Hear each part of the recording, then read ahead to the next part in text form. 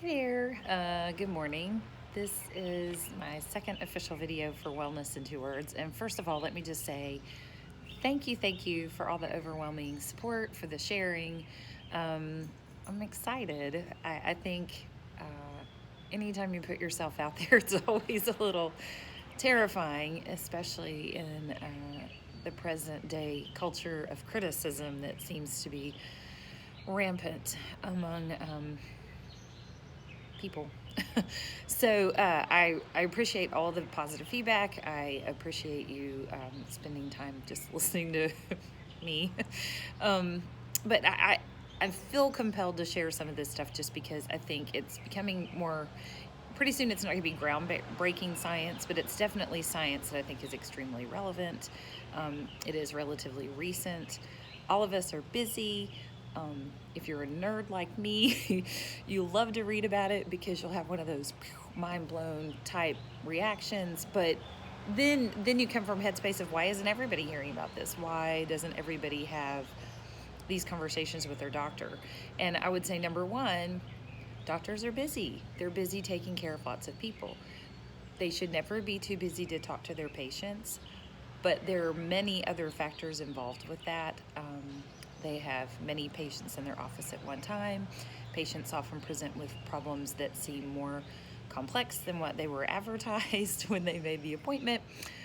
So and it's a hard conversation to have with patients because you don't want to make an indictment on them as a person because they're struggling with their weight. That just seems cruel and mean. So you kind of dance around it and say, well, it would help if you would lose weight and da, da, da. And so I think because of all those factors involved with it, it's a patient appointment is often the hardest place to counsel a patient about diet and weight for whatever reason.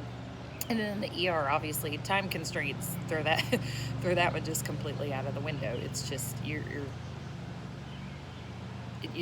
it's not an environment conducive to counseling people on their diet for long-term health. So anyway, I have looked at some of the comments, and there was one actually that I wanted to kind of use as a springboard for this topic. So first thing, when you talk about what to eat, people go, okay, so if I'm on a diet, I kind of don't like the word diet because that implies that it's short term. And I think when you look at, for me, especially keto was a lifestyle choice, and I was like, I'm not going to go back to another way of eating for numerous reasons. And so I'm going to kind of do a series of videos of like why sugar is toxic. People go, but it's sugar. It tastes great. Well, yes, but sugar is toxic. It causes inflammation. There is absolutely irrefutable evidence that that is true. Okay. And so a lot of these inflammatory conditions that are linked to metabolic disorders, we're going to find out that sugar is the root cause of it. So, and I know it was just Easter. My kids wanted to eat all kinds of candy. And I was like, okay, fine. If you're going to do it, we're going to do it for 1 or 2 days. And then you're going to go back onto our healthy eating. Because, and I think for some people that's even a slippery slope because it can derail you and kick you out of ketosis, number one, and then get you back in the mindset of, well, it's just a couple pieces of sugar, a couple pieces of candy, it's no big deal, or I'll have a cookie, I'll have a donut, cupcakes, red velvet cake, and then it just like spirals out of control. So there's that part of it. So number one, sugar is bad. There will be a separate video on why sugar is bad and what recent research is supporting that statement. So number two, when you go on keto, what do you eat? There's that question because it's an everyday choice. You make this choice multiple times throughout the day, but what the heck do I eat? So what I have found for my particular situation, because I still practice emergency medicine, I still go and work, and it'll be a 12-hour shift. And depending on what available resources are there, you can't leave to go get food. If your staffing is such that you don't have people hanging out playing cards, don't even get me started on that one. But if your staffing is such that you're busy and everyone is vital, to the flow of the ER, then it's not really conducive to people just hopping across the hill or around the corner to get something to eat at a restaurant for everybody. And then usually those food choices are not going to be good food choices. They're going to be inexpensive choices that are probably going to have all the bad things. They're going to be heavily processed with, you know, lots of extra ingredients, preservatives, so many things that are not going to be ideal. So what I have found is packing a lunch, packing your snacks is huge. Packing the food that you're going to eat is huge. Now that requires energy and preparation. So what you will find as you feel better, that gets easier, and your motivation to maintain that is reinforced with how you feel. And when you make a dietary transgression where you eat something, you're like, oh, I probably shouldn't eat that, and then you feel bad, it reinforces that feeling even more. So we've all been in a situation where we're like, oh, I shouldn't have eaten that. Somebody brought donuts, somebody whatever, and I was hungry and I hadn't had enough to eat, or I didn't get a lunch break, or, you know, whatever the reason may be. So when you are in control of what you eat, because you bring what you're supposed to eat with you, far more successful.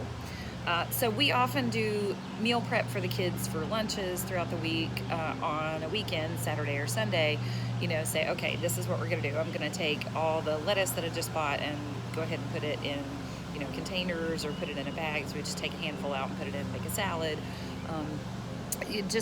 Meal prep is going to be huge. So that will also be some videos that may help anyone who's interested in that be more successful. And recipes. I'm a foodie. Oh, I love to eat. I love to eat really good food. And I don't want people to think that I'm like, turn my nose up at that. But honestly, there's just some stuff I'm like, that's just not. I want it to be good. I want it to be tasty. I love umami. You know, just the umami sense, that flavor. Tend to be more of a savory girl. That's just how that goes. So if you crave sweets, prefer sweets, it's a little more of a struggle, but you can do it. You can switch your cravings, your taste buds, your food desires to savory, healthy, full fat choices. So it is possible. And you can even make sweet tasting desserts with some sugar alternatives or sugar alcohols that are very convincing, that will satisfy that desire for that sweet flavor, but not trigger a glycemic or insulin response that will kick you out of ketosis. So there are sugars out there that have no net carbs, that taste very sweet on the tongue, that don't cause bad effects within your body, that aren't dangerous, like, you know, aspartame. So there's that. So we'll talk more about that, about sugar alternatives. So sugar is bad. Sugar alternatives, what the heck do I eat? That's coming down the pike. That's just too much for one video. So let me just talk about the basics of keto. So there seems to be some misunderstanding about what keto is. So we say a keto diet.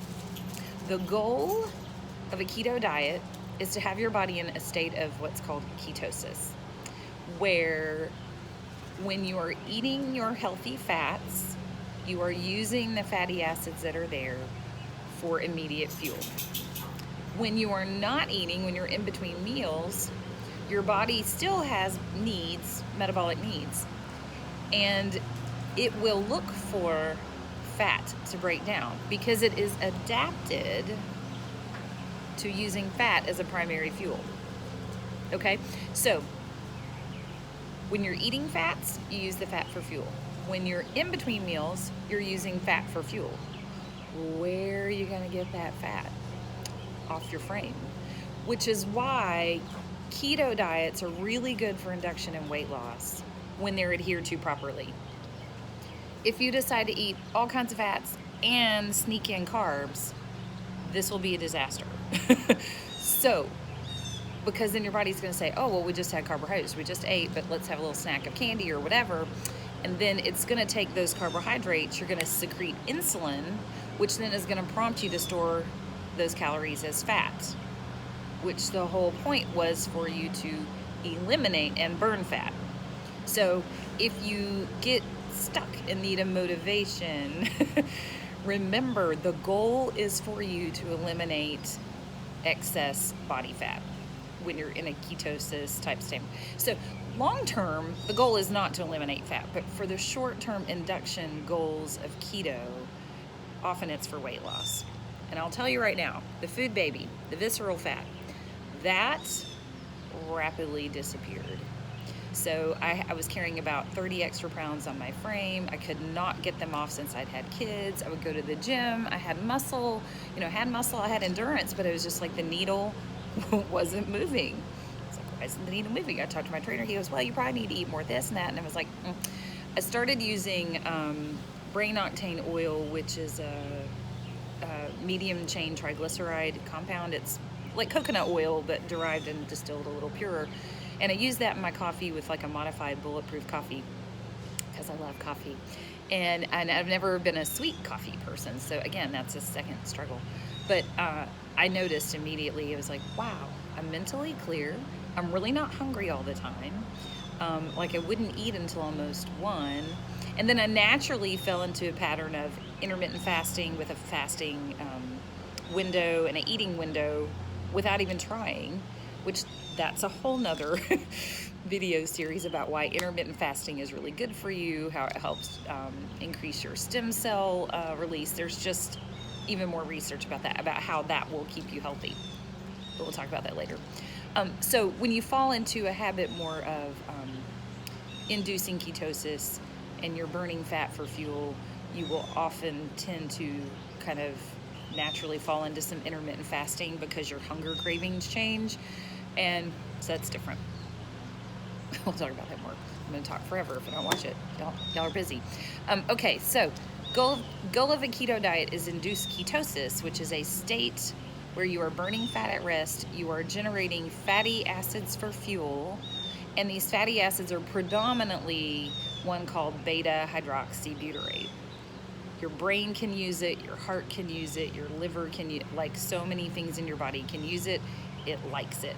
So when I went to medical school, there was kind of this notion, well, not notion, we were taught that your brain cannot use anything but sugar for fuel. So somebody comes in altered mental status, they're confused, like you need to check and see, are they hypoglycemic? Because if they're confused, sugar might be the problem, or a lack of sugar, elevated or lack of. But usually if you have somebody in a coma, the first thing you're going to check is the blood sugar to make sure, are they hypoglycemic? This is a really important thing to intervene on. So if you think about the notion that sugar is the primary fuel for the brain, that is because that has been determined in a world in which we eat a carbohydrate-rich diet. The food pyramid that is still recommended now still says that you need to eat lots of grains and carbohydrates. The problem is so much of that is tied into simple carbohydrates. They're mixed in. And simple carbohydrates like just sugar, fructose, all those are the ones that give you an insulin response, and then they set you up for a carbohydrate metabolism. So your brain can use fatty acids for fuel and it actually loves it, thrives on it, not a problem. One of the things I'm going to explain to you real quickly to kind of underscore that is I like to follow some science blogs. Again, not everybody has time for that. That's why I want to simplify this for you so that you don't have to go research this stuff on yourself, because I love to read it anyway and I'll talk about it forever. So, number one, there is a blog called Virta Health, VIRTA, and I follow them, and they published something probably about 2-3 months ago that for me was just mind-blowing. I was like, this is awesome. So they went back and looked at 2 different studies. One of them, let me look at my little notes here. One of them was from 1972. The other one was from 1980. The way these studies were structured, they would not be something you could duplicate now because of potential risk to a patient, just because of now the study and research standards that we have, which are there to protect people. But it's fascinating to look and see what happened in this actual study. So they took volunteers, they put them in a state of nutritional ketosis, so like a starvational ketosis. So what happens is they calorie restrict them, and then they also control the type of calories that they are eating, so that they are predominantly fat-based. So a good keto diet is not going to be no carb. A good keto diet is not pork rinds and steak and bacon. Let me reiterate that. A good keto diet is going to be a 60 to 70% healthy fat diet. Now, who doesn't want to eat more fat? Fat tastes amazing. Butter tastes amazing. Olive oil tastes amazing. Avocados, not maybe everybody thinks are, yeah, I love avocados. Not everybody thinks avocados are amazing. But when you look at the list of what you are allowed to eat on a keto diet, it's very, very high in fat. It should not be all steak and nothing else, because that is a high protein diet and that has different metabolic effects. So when you're on a keto journey, you need to opt for fat over sugar, and you need to opt for the most fat possible so that you are not eating crazy amounts of protein. The other thing is, if you do carbohydrates, they should never be simple carbs. They should always be complex carbohydrates, and they should be high in fiber, so that your gut bacteria, which are crucial in this equation, which will be yet another video, the healthy gut bacteria that you have will thrive on the fiber that you give them. So a healthy keto diet is going to be largely fat with plant-based carbohydrates with smaller amounts of protein, okay? So it's not pork rinds all day. It's not, I can eat, stuff that's deep fried and that's not the idea. Because when you deep fry something, that's hydrogenated fats, and they're not going to be healthy fats. So let's get back to the study. So the first study, they had these people in starvational ketosis for about 30 days, and they had them fully keto adapted, using fats on their frame, their body for fuel. And then they said, well, what happens if we give them insulin? So they were measuring their blood levels to and from the brain in terms of consumption. And the things they were looking at were sugar, and they were looking at beta-hydroxybutyrate, which were fatty acids.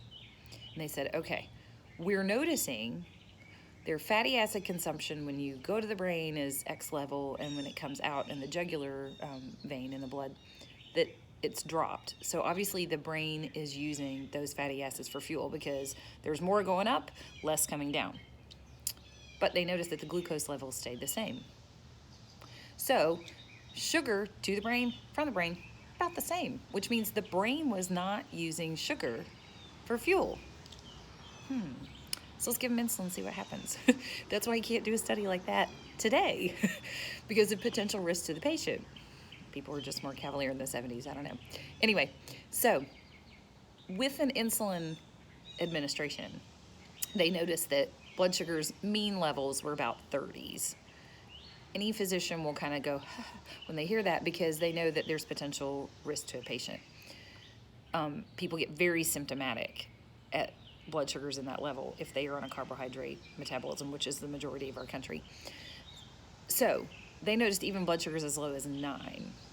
Now, for most people, if you took them, immediately gave them that much insulin, they would not feel well. It would be hangry times 10. They would be either sweaty, irritable, confused, sometimes comatose, can trigger a seizure. Like, there's just many reasons why you should never have a blood sugar of that level. And when these patients were on the keto diet, they weren't having blood sugars of that level on average. This was induced by giving them insulin. And they were asymptomatic. They felt fine. Then they looked at their pee, looked at urinary catecholamines to see if it induced a stress response. Like, did they dump a bunch of adrenaline metabolites in their urine, like byproducts? They didn't. It didn't stress them, because they didn't need sugar to live. There are a few systems in your body that have to have sugar. They're the ones that lack mitochondria, because the mitochondria are like your, not your furnace, but they're just like the factory for all your metabolism. And they're in every cell for the most part, except for a few systems. And those are the ones that need sugar. And you do need sugar for storage if you suddenly have to run away from something. Your muscles need some glycogen. But there's a myth that you don't need to carb up. So the second study, they took people, this is in 1980, they took people and they had like an average glucose of 25. They had them in starvational ketosis. They put them on an insulin drip, not just a bolus, but an insulin drip, and had them on that for 10 to 12 hours. And their blood sugars ranged about 25. And again, no stress response, not symptomatic. They were fine. So that would be kind of just underscore exclamation point why ketosis isn't dangerous. Now, before this video goes on forever, ketosis versus ketoacidosis are two different states, metabolic states. Ketosis says you're using fatty acids for fuel. Your brain can use them. Other systems can use them. It is not dangerous. You have to support that with adequate fluids, and you have to support that with adequate salt and mineral intake. We're often deficient in minerals because a lot of our foods don't have them in them because they're Franken foods. They're not natural foods. They don't get the minerals from the soil, and then our soil overall is impaired as a system anyway because of how agriculture is done. But for the most part, you need good mineral and salt support. And a lot of people are on low salt diets, and that often can be a problem when you go to a keto diet. So because you're not eating sugars, you're going to naturally be eating more savory foods. So do not be afraid to give in to any salt cravings you have during that, because you have to have adequate mineral support when you're doing a keto diet. And you have to have lots of fluids. That's how you avoid keto flu. I never got keto flu, probably because I drink tons of coffee and eat lots of salt. But that's part of that issue. So ketoacidosis is a completely different problem. So Cece had that question, and I was like, well, those are actually two different states of being.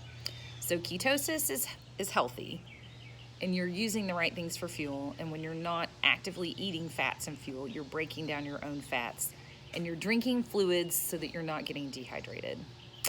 Ketoacidosis is different, and that is what type 1 diabetics often will get into when they can't access, or when they have an excess of sugar in their bloodstream, and because they can't make insulin on their own, they can't get the sugar in the cells.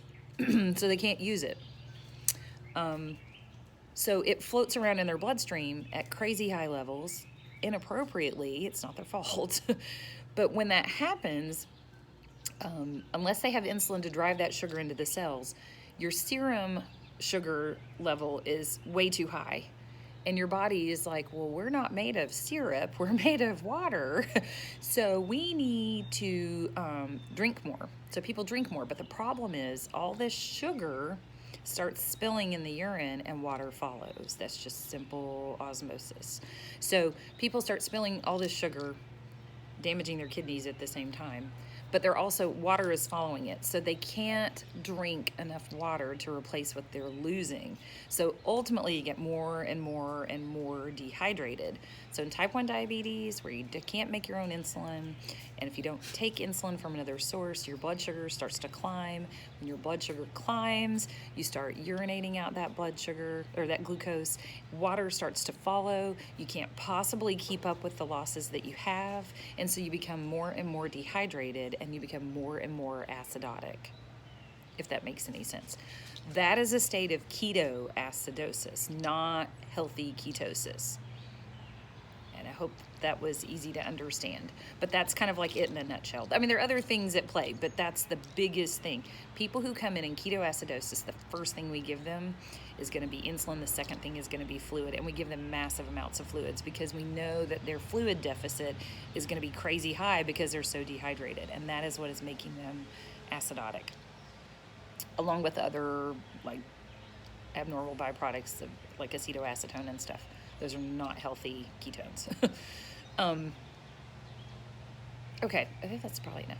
I appreciate your time. We'll talk more about this later. That's like the basics of a keto diet and the goals of a keto diet in a nutshell. And then we'll talk more about ways to do that and what not to eat And if this isn't helpful, I mean, I'm not your doctor, I'm a doctor, and this is part of my personal wellness journey. So if this isn't helpful to you, please feel free to move on. If this is helpful to you, please give me comments, please give me feedback, because I want to know if I'm on target. So thanks and have a great day, and we'll talk more about what to eat next. It's delicious.